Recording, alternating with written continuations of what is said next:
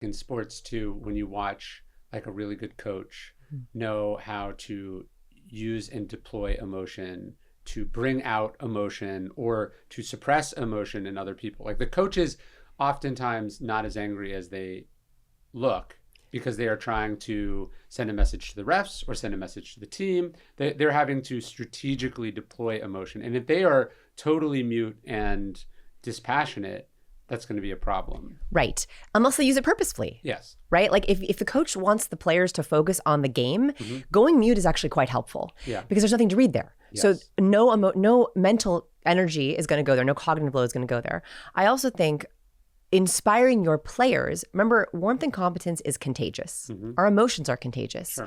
So if you want to inspire camaraderie, like on a team, you want the players to be reading each other in sync, totally working together. You want to be infecting warmth. Yeah. But if you want them to be strategic, think very carefully about the plays and play very subtly and purposefully, you'd want to inspire competence. Yeah. And so I think that is also a way that leaders, especially in sports, but even in corporate teams, you are so purposeful if you're like, I'm going to dial up what I think the team needs right now. Like, for example, have you heard of the touchy-feely index? No. Okay, so I think this is, by the way, researchers' excuse to watch sports for academics. Okay, so it was a bunch of researchers, and they had a hypothesis that basketball teams that touch more play better. Touch each other? Yes. Okay.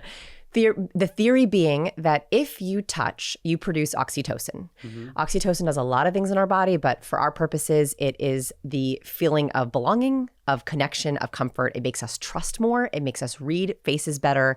It makes us better at being human, especially teamwork. So they had a hypothesis, if a team touches a lot, their oxytocin levels are higher. They will be better at reading each other's minds and playing in sync. Yeah. So they watched basketball games, and I forget the number exactly, but it was they found that the team that touched the most were the Mavericks. Okay. Like this is recent? No, this was when the Mavericks won.